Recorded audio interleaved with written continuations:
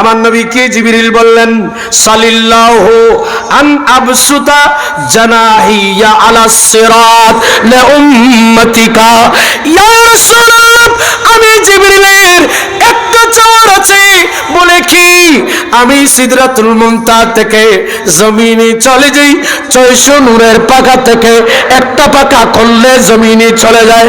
নবী গো, আমি জিবরিলকে আল্লাহ 600 নূরের পাখা দিয়েছে, আমি জিবরিল একটা পাখা ব্যবহার করেছি, আর 599টি পাখা এখনো রিজার্ভ আছে।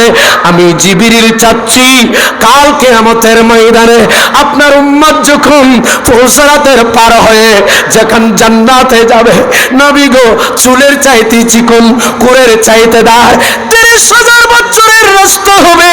আমি জিবরিল চাচ্ছি আমার এই 600 নূরের পাখাগুলো ফুলসিরাতের পোলের উপর বিছিয়ে দেব। আপনার উম্মত আমি জিবরিলের নূরানি পাখার উপর করে জান্নাতে যাবে। এটা আমি জিবরিলের চাওয়া। আল্লাহ বারিশ নয় গুনাহগার হাসরের মাঠত রহমতর সাদর জাহান মুস্তাফার হাতত। ঠিক না?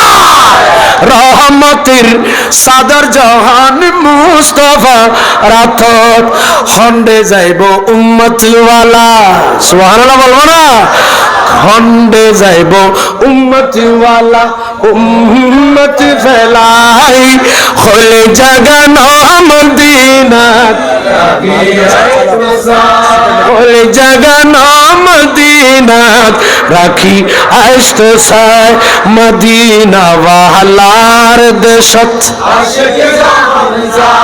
হলে জাগানো মদিনা রাখি আইস্ত সায়। আয়া বেগিন ডালি দি বানাই আল্লাহ, তাই তুমি তো বেশি মায়া লাগে নবিল্লাহ। ঠিক না? তাই তো তুম বেশি মায়া লাগে নবিল্লাহ। নূর সাজ্জাতে বলে চোখ লাগিব নবী সাইবাল্লাহ, হলি জাগানো মদিনায় রাখি, হলি জাগানো মদিনায়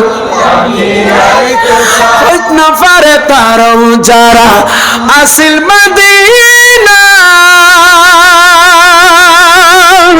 মদিনা সেই আইলো নাকি সেই আইলো জান্নাত। ঠিক না? মদিনা সেই আইলো নাকি সেই আইলো জান্নাত।